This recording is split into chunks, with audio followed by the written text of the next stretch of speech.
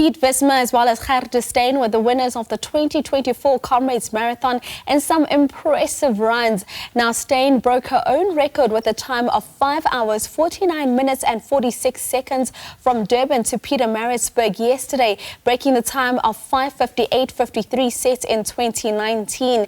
Meanwhile, Wiersma fell just 21 seconds shy of breaking Leonid's up record of 5 hours, 24 minutes and 39 seconds in 2008. The winners join us now. We are struggling to get a hold of Gerda at this moment, but if she does get online, then we'll chat to her too. But a good morning to you, Piet. Welcome to Sports and Morning Live. First of all, I have to say, you do not look or sound like someone who's run over 89 kilometers. How do you do it? No, it's good to hear. I mean, I had a shower this morning. Maybe it helped. No, but I do feel a little bit tired. I didn't sleep much last night. I wanted to go to bed around midnight, but then I opened YouTube and I'm on the front page and I see the live stream and I was like, okay, I'm just gonna watch a couple minutes, and then I watched the entire race. So I had maybe, I don't know, 3 hours of sleep.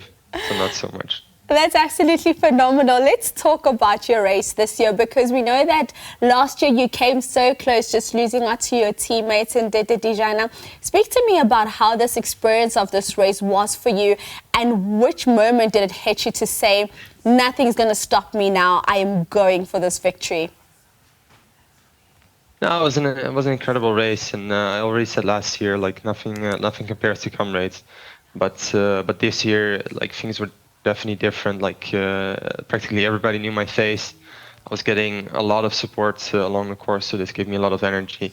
But yeah, the race was not entirely as expected. We went out very, very slow. First half, like I said, after the finish, it felt pedestrian. And yeah, there were some guys quite far ahead of us. I didn't know how far, I didn't know which guys, but I knew there were definitely going to be some guys. So I knew I had to save my energy as much as possible, like until halfway, so I would be able to speed up during the second half and go for the win. But at the same time, I knew something had to happen from halfway. So that's like 1 kilometer after halfway, I started surging up in Changa. I felt very strong on the hills yesterday, because I trained 6 weeks in Kenya at altitude and just doing lots and lots of hill work. So I was very strong on the uphills, whereas last year I was only strong on the downhills, and the uphills were my weakness. But now I made my weakness into my strength, and I think that was evident yesterday, because in the end I was able to decide the race on little polys and poly shorts at the end of the race. So it turned out, yeah, all according to plan essentially. But still, the second half was very tense and scary at times, because there were lots of strong guys still around me for a very long time. And it also took us a long time to catch up with the Russian that was in front, Brezhnev. I know our team manager Nick Bester was very nervous for a long time into the race, but we caught up with him like around between 60 and 70k, I believe, and then it was just like a struggle between the top 5 guys, and yeah, I'm happy I came out on top.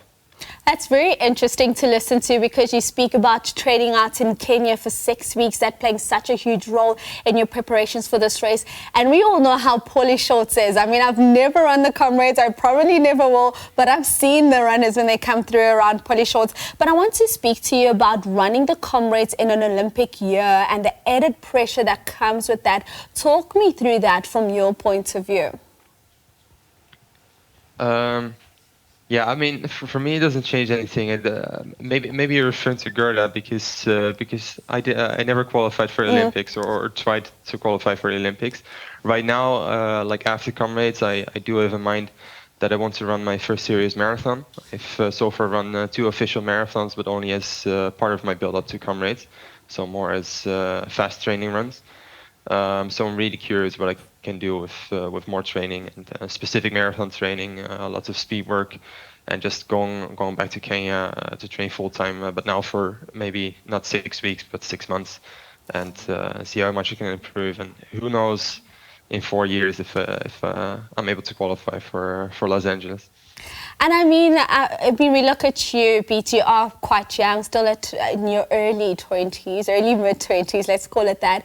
But talk me through that decision and perhaps not going for the Olympics this time around. What were those contributing factors? Is it something that you just didn't want to do, or something you didn't think about, or you just don't feel it's the right time for you now to have tried to get into Paris 2024? No, I never really considered it as a possibility, to be fair.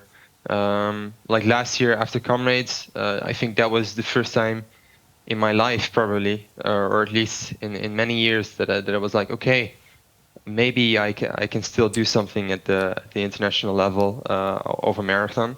But like a couple of years ago in 2019, when I decided to run ultra, that was based on a decision that I was underperforming over the conventional distances, 5 and 10K, because I felt like I didn't have enough talent to make it on the international stage. And that's why I moved up to ultra. And yeah, I made very steady progression over the years. In 2022, I got third at the 100K World Championships. Last year, I got second in Comrades. Yesterday, I was able to win. So my progress has been very good. So that has definitely given me confidence that maybe I can perform much better than I expected, especially given how successful my training camp in Kenya was. But no, I never really considered the Olympics. Yeah, last year I did want to run also a fast marathon shortly after Comrades, like in Valencia or Sevilla, but I was injured for about half a year until December. I was not able to run at all because of my Achilles injuries. I did a lot of cross training in the gym, and then I think from February that I was only able to run daily again. So yeah, this was just a different period of time, and I graduated during this period. But like from February, it was like all focus was on Comrades, and then around the end of March, I decided to go to Kenya. And like 2 weeks later, I was there and training there for 6 weeks and doing the best training of my life. So it turned out very well in the end. Well, Piet, we definitely think you'd be able to do well at the Olympics. As I wrap up with you quickly, just talk me through missing out on that record by just 21 seconds. So close for you. Actually, it's 11 seconds because 11. My mathematics. This is why I'm not a mathematician. No, you just have the wrong time because Shvetsov's time was 5:24:49 and not 39. So I was 11 seconds off it. I didn't know until the very last stretch of the race. So otherwise, I would have probably sped up more. I would have been able to speed up more after poly shorts, but I was a bit scared because I was getting cramps in my calves. And also a bit of my hamstrings on the uphills. And I was like, I mean, today everything is just about me having to win this race. Like I promised myself I have to win this race. And I was going to do everything for that. And I was not going to risk winning the race by getting greedy over the last 7 kilometers and speeding up maybe too much and going into cramps and not even being able to finish top 3 or whatever. So I have no disappointments about my race. We also have zero disappointments about your race. Congratulations, Piet. You deserve this. You can go now and rest. We know you said you watched back the race over about 5 hours, but you can go now, rest, enjoy this victory, and we look forward to seeing what you'll do in the future. Yeah, thank you so much. Ladies and gentlemen, that is the men's winner for the 2024 edition of the Comrades Marathon, just 11 seconds shy of that record.